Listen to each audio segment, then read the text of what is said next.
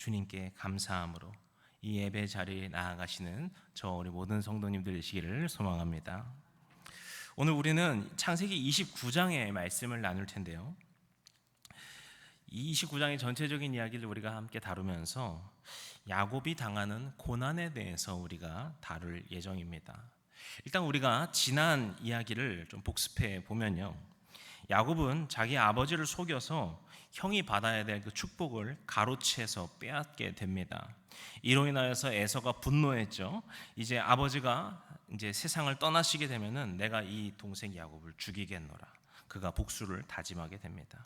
그래서 야곱과 리브가는 형제가 서로 죽고 죽이는 그 참사가 벌어지지 않도록 야곱을 리브가의 오라버니, 아마 오빠라고 추정이 되는데 그 라반에게 보내고자 하란으로 보냅니다. 그리고 야곱이 하란으로 가는 길에 이 루스라고 하는 지역에서 하나님을 만나게 되죠. 그래서 하나님을 만난 그 감격을 그가 기억하고자 그 루스라는 곳에 돌을 쌓고 그것을 베트엘, 하나님의 집이다라고 그가 기념하게 되었습니다. 여기까지가 우리가 이제까지 나누었던 이야기였는데요, 이제 창세기 29장 1절에 보시게 되면요, 드디어 야곱이 그 가고자 했던 하란에 도착하게 됩니다. 근데 바로 우리는 이 대목에서 야곱이 겪은 첫 번째 고난을 우리가 볼 수 있는데요, 사실 우리가 이 부분을 대수롭지 않게 보고 지나칠 수 있습니다. 보시면은 창세기 28장 마지막까지는 야곱이 베델에서 겪은 일을 다루고 있고요, 바로 다음 29장 1절에 넘어가면서 야곱이 동방 사람의 땅, 바로 하란에 도착했다라고 나오게 되죠. 그런데요, 이것은요, 우리가 이 팔레스타인 지역의 지리를 잘 모르기 때문에 그냥 야곱이 잘 도착했나 보다라고 넘어가 버리는 거예요. 사실 이 여정은 이 28장 마지막 절에서 29장 1절로 넘어가는 그 여정은 야곱에게 있어서는 정말 쉽지 않은 길이었습니다. 그래서 제가 오늘은 오랜만에 이 수요 예배 때 참고하실 이 자료를 하나 준비했는데, 제가 지도를 하나 준비했습니다. 아마 보시면은, 자, 여기 보시면은 이 왼쪽 하단에 보시면은 보라색 별이 보이실 거예요. 여기가 바로 브엘셰바, 이 야곱이 가족과 함께 살았던 곳입니다. 그리고 이 브엘셰바 바로 위에 보시면요, 잘 안 보이실 수 있는데 바로 위에 보시면은 베델이 있습니다. 이게요, 이게 보시면 지도로 보면 가까워 보여가지고 멀지 않다 느껴지실 수 있는데요, 이 거리가 거의 한 80-90km가 되는 거리였습니다. 그래서 당시 기준으로 볼 때 하루에 쉬지 않고 걸어가면은 정말 많이 걸어봐야 한 20km 정도 걷는다고 보거든요. 그러니까 야곱이 쉬지 않고 걸었을 때 가정에서 거의 4-5일을 걸어야지 이 베델에 도착했다라고 하는 거예요. 그런데요, 그러면은 느낌이 딱 오실 텐데요, 오른쪽 바로 위에 그 끄트머리에 보시면은 보라색 별이 하나 더 보이시죠? 바로 거기가 하란입니다. 하란은요, 워낙 멀다 보니까 이 길을 어떻게 갔을지 몰라서 제대로 측정하기가 좀 어려운데요, 대략적으로는 700km에서 한 900km 정도 되는 거리였을 것이다. 그러니까 이 베델로부터는 거의 한 10배 되는 거리였다라고 보고 있죠. 그러니까 쉬지 않고 가봤자 거의 한 50일 가야지 갈 수 있는 거리였다라는 거예요. 그런데 쉬지 않고 계속 걸을 수도 없겠죠. 그리고 하란으로 가는 무슨 제대로 된 지도가 있지도 않는데 거기를 이렇게 곧장 갈 수도 없었을 거예요. 그래서 학자들은 최소 그가 100일 정도를 갔을 것이다 라고 보고 있습니다. 게다가 야곱은요, 우리가 이전 말씀에서 본 것처럼 이 형 에서와 같이 막 밖에 나가서 활동하는 그런 사람이 아니었어요. 밖에 나가기보다는 집에 있는 걸 좋아하는 사람이었죠. 그런데 아까 보셨던 그 지도에 다시 보시면은요, 거기에 보면은 그 하란 바로 아래쪽 해가지고 거기는 아라비아 사막이라고 돼 있어요. 그러니까 그가 지나가는 길이 얼마나 고되고 그것이 얼마나 죽을 고비를 몇 번이나 넘겨야 됐을까, 우리는 생각해 볼 수 있는 겁니다. 우리가 이걸 염두에 두고서요, 오늘 말씀을 보면요, 그 말씀이 좀 다르게 보이는데요, 우리 10절과 11절 말씀 같이 읽도록 하겠습니다. 10절 11절입니다. 야곱이 그의 외삼촌 라반의 딸 라헬과 그의 외삼촌의 양을 보고 나아가 우물 아귀에서 돌을 옮기고 외삼촌 라반의 양떼에게 물을 먹이고 그가 라헬에게 입맞추고 소리내어 울며. 아멘. 이제 이때 야곱의 감정이 어땠는지 느낌이 딱 오시죠? 여기서 야곱이 소리내어서 울었다는 건요, 그냥 막 반가워서 우리 내 친척 드디어 만났구나 반가워서 우는 그런 정도의 느낌이 아니에요. 드디어 살았구나. 내가 이대로 죽는 줄 알았는데 드디어 살았구나. 내가 이 죽을 고비를 넘어가며 이 여정 가운데 결국에는 그 말한 곳에 도착했구나. 그 울부짖음의 울음이 아니었을까 생각을 하게 됩니다. 그런데요, 우리는 이것만으로도 정말 고난이었겠다, 힘들었겠다라는 생각이 드는데요, 사실 여기서부터 이 야곱의 고난은 시작됩니다. 이제 야곱은 리브가의 남자 형제, 그러니까 오빠로 추정되는 그 라반을 만나게 되죠. 그 외삼촌이라고 볼 수 있죠. 이 라반은요, 비공식적으로 제가 뽑은 창세기에서 가장 비열한 인물이라고 볼 수 있겠는데요, 일단 야곱이 라반의 그 둘째 딸 라헬을 아내로 맡고 싶다라고 하면서 내가 7년 동안 일을 하겠다라고 조건을 겁니다. 그런데요, 사실 라반은 야곱에게 외삼촌이지 않습니까? 야곱은 자기의 친조카거든요. 그러면요, 야곱이 그렇게 말했다고 해서 7년 동안 무일푼으로 시킬 친척이 어디 있을까 생각을 해보게 돼요. 내가 조금이라도 품삯 챙겨줄 거야, 걱정하지 말고 일하고 잘 만나고 가면 좋겠다, 이게 정상적이지 않을까요? 그런데 라반은 오롯이 7년 동안 야곱을 부려먹죠. 그리고는 그 라헬마저도 아내로 주질 않습니다. 그래서 둘째 라헬이 아니라 첫째 레아를 신혼방에 넣어서 야곱과 강제로 결혼을 시키게 되죠. 그리고는 말도 안 되는 이유를 대고서 추가로 7년 일을 더하면은 그때 라헬을 줄게 라는 아주 말도 안 되는 일을 벌이게 됩니다. 그렇게 야곱은요, 이후에 7년을 더 일을 해서 라헬을 아내로 얻고요, 그리고 또 6년을 더 일을 하여서 총 20년 동안 이 라헬 밑에서 일을 하면서, 정확하게는 이용을 당하면서 한 푼도 받지 못한 채 그곳에서 그저 살게 됩니다. 그런데 여기서 마지막으로 앞서 얘기했던 이 두 아내가 생긴 것 역시 그 가정에게 불화와 어려움과 고난이 됩니다. 이 레아와 라헬에 대한 자세한 이야기는 우리가 다음번에 더 자세히 다루긴 할 텐데요, 어쨌든 이 상황만 놓고 보면요, 야곱이 바랐던 아내는 둘째 라헬이었습니다. 하지만 이 라반 때문에 야곱은 바라지 않았던 레아가 첫 번째 아내가 되어버렸죠. 그로 인하여서 레아는 야곱에게 사랑을 받지 못하는 정황들이 성경에 계속 나오게 되고요, 이 두 아내이면서 두 자매인 이 레아와 라헬은 정말 치열하게 서로 질투하며 대립하고 다툽니다. 그래서 이 상황들을 다 놓고 볼 때요, 정말 야곱은 고난 한가운데 있구나, 정말 고난에 둘러싸여 있구나 라고 생각이 돼요. 그가 정말 죽을 고생을 하면서 고향을 떠나서 하란에 왔더니 자기의 외삼촌은 자기를 부려먹기만 하고 있죠. 근데 집에 들어가면 두 아내는 서로 다투면서 평안이 없는 가정 가운데 있는 겁니다. 그런데 내가 이거 다 버리고 고향에 돌아가고자, 내가 부모에게 돌아가고자 하니까 돈도 없고 돌아갈 여정도 막막하고, 가장 무서운 건 내가 오기만 하면은 나를 죽이겠다고 할 것 같은 형 에서가 거기를 기다리고 있죠. 그러니까 제가 생각할 때 야곱의 지금 이 상황은 말 그대로 고난에 둘러싸여 있는, 어찌할 수 없는 그 외로움과 아픔과 고통 한가운데 놓여 있는 그런 기분이 아닌가 생각이 돼요. 그런데 우리가 이 야곱의 상황을 더욱더 극적으로 보게 되는 또 하나의 지점이 있는데요, 그것은 바로 지난주에 우리가 나눈 말씀처럼 야곱이 베델에서 하나님을 만났다라는 거예요. 그 전에는 아버지의 하나님이었겠죠. 우리 할아버지의 하나님이었겠죠.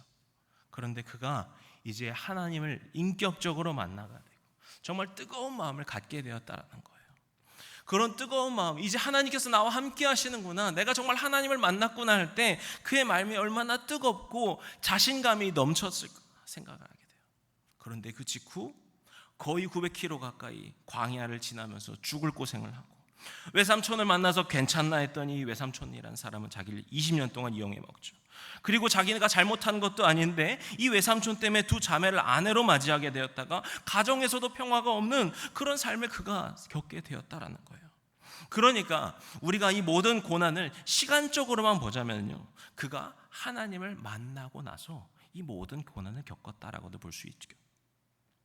하나님을 만나고서 내가 이제 하나님의 뜻대로 살고자, 내가 하나님 안에서 이제 변화되는구나라고 생각을 했는데, 그럴 때 우리가 이러한 많은 고난들이 펼쳐진다면 우리는 이 고난을 어떻게 생각해야 할까?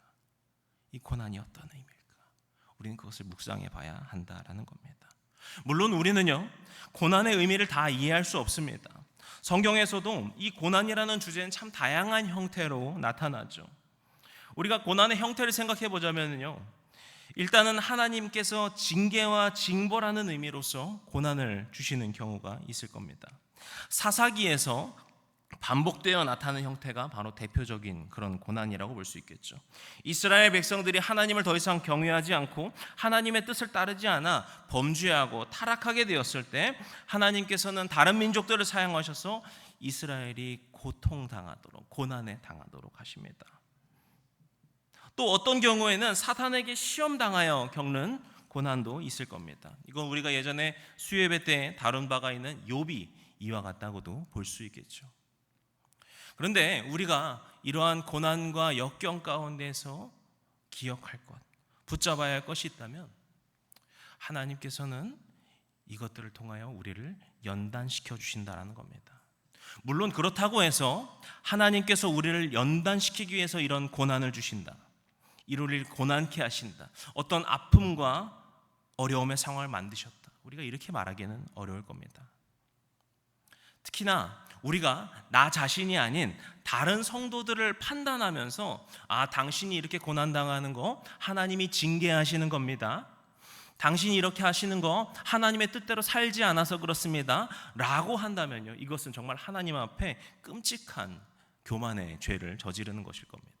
다만 우리 스스로가 그 고난 앞에서도 하나님의 뜻을 구하고 하나님께서 우리를 어떻게 인도하시고자 하시는지 우리는 그 음성에 다시 귀를 기울여야 한다라는 것이죠. 사실 이 야곱의 고난을 볼 때요, 우리는 그가 징계를 받는 것이 아닐까라고 생각될 수도 있을 것 같아요.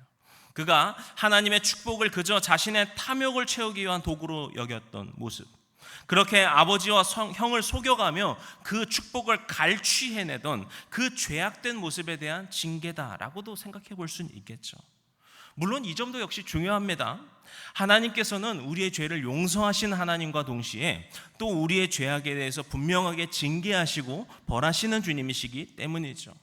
하지만 우리는 그와 함께 하나님께서 이 모든 것들을 사용하셔서 야곱을 연단시키시고 새롭게 하시는 과정을 볼 수 있습니다.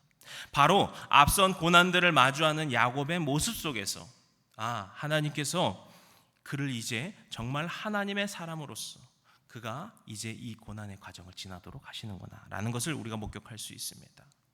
앞서 우리는 라반이 얼마나 비열하게 야곱을 이용하고 있는지를 보았거든요. 그런데 잘 생각해 보면 야곱도 보통 인물은 아니잖아요. 때문에 외삼촌에게 복수를 할 수도 있었을 것이고요. 사실 그 전에 야곱이 해왔던 행적을 보건대 이 재산을 훔쳐서 그냥 달아나 버렸을 수도 있을 것 같아요. 그런데요, 야곱은 이 20년의 시간, 그 시간을요 그저 묵묵히 견뎌내고 있습니다.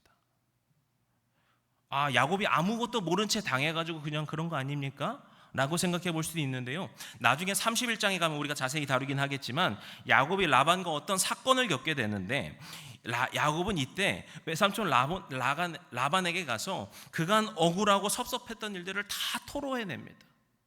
제가 정말 삼촌이 위해서 얼마나 열심히 일을 했는데, 제가 정말 속이는 일 없이 일을 해왔는데 삼촌이 저를 어떻게 속였습니까? 그거 다 토로해내요. 이것은 야곱이 그 모든 일을 다 알고 있었음에도 불구하고 묵묵히 그것을 당해왔다라는 것이고, 그럼에도 불구하고 삼촌을 향해 복수를 한다던가 뭔가 되갚는다던가 하는 것을 하지 않았다라는 것이죠. 형에게 교묘하게 장자권을 뺏으려 하였고 결국에 그의 축복을 뺏어냈던 교활하고 욕심 많던 그 야곱의 모습이 이제는 인내하고 용서하고 하나님을 바라보는 그런 주의 사람으로 변화되어 가는 것을 보여주는 장면이라 생각이 됩니다. 사랑하는 성도 여러분, 이 시간 우리가 이 말씀을 들으실 때 어쩌면 우리 성도님의 삶 속에서도 생각나시는 각자의 고난들도 있으시리라 생각이 됩니다. 우리는 그 고난들이 왜 나에게 닥쳤을까? 왜 나는 이런 일을 겪어야 할까? 참 알 수 없고 억울하고 속상하고 낙심되기도 하죠. 그런데 우리가 이 시간 이 야곱을 보면서 기억하길 원합니다. 하나님께서는 이 모든 고난 가운데도 우리를 버리시는 것이 아니라 우리와 여전히 함께 하신다는 것입니다. 그리고 그 고난이 역전되어서 우리를 연단시키시고 변화시켜 주시는 과정으로 우리에겐 때로는 너무 아프기도 하겠지만 그것을 지나 새롭게 되는 과정으로 주님은 일하여 주신다는 겁니다. 그 고난을 통하여서 우리의 죄된 모습들을 주님의 그 거룩한 모습으로 교정시켜 주시고 우리의 연약한 심령을 주님의 담대한 모습으로 주님께서 채워주실 줄로 믿습니다. 철부지 같았고 교활하였고 그렇게 죄된 모습으로 살아왔던 야곱이 점차 그가 주님을 닮아가고 있었던 것처럼 우리도 그 고난의 과정을 통해 주님의 사람으로 변화시켜 주십니다. 이 시간 그렇게 우리를 통해 일하여 주시는 그 주님 한 분만을 믿으시면서 그 거룩한 변화로 새롭게 됨으로 주님의 자녀로 주님의 백성으로 주님의 제자가 되어 살게 하시는 우리를 그렇게 인도하여 주시는 주님께 나아가시는 우리 모든 주님의 성도님들 되시기를 주님의 이름으로 간절히 축복합니다. 기도하시겠습니다. 은혜와 사랑과 평강의 아버지 하나님, 오늘 이 시간 이 야곱의 모습을 통하여서 우리가 고난이 무엇인지 각자 묵상하게 하여 주시니 감사드립니다. 주님, 우리에겐 때로 알 수 없고 너무나도 속상한 일들, 정말 불가항력적으로 우리에게 찾아오는 그 모든 아픔되는 일들을 때로는 겪습니다. 하지만 주님께서 그러한 고난에 있었던 야곱이 그 과정을 통하여서 변화되고 그 과정을 통하여서 주님을 닮아가고 그 과정을 통하여서 주님께 더욱 가까이 나아갔던 것처럼 주님께서는 우리의 이 각자의 고난을 통하여 우리의 삶에 놀라운 일로 역전시켜 주시고 일하여 주실 줄로 믿습니다. 우리가 때문에 어떠한 상황 속에서도 주님의 뜻이 무엇인지를 먼저 구하게 하여 주시고 말씀을 통하여서 주님의 마음을 배우게 하여 주시고 그렇게 우리가 주님의 뜻에 따라 살아나가는 거룩하게 변화되어가는 믿음의 과정들을 걷게 하여 주시옵소서. 그래서 그 이후에 그 고난을 통하여서 지금의 내가 있었노라고 그 아픔의 시간이 지나서 주님께서 나를 이렇게 하셨노라고 우리가 기쁨으로 감사로 간증할 수 있는 우리 모두가 될 수 있도록 주님께서 우리 가운데 함께하여 주시고 믿음으로 역사하여 주시옵소서. 우리 가운데 살아 역사하여 주시고 일하여 주실 우리 주님 예수 그리스도의 이름으로 기도드렸습니다. 아멘.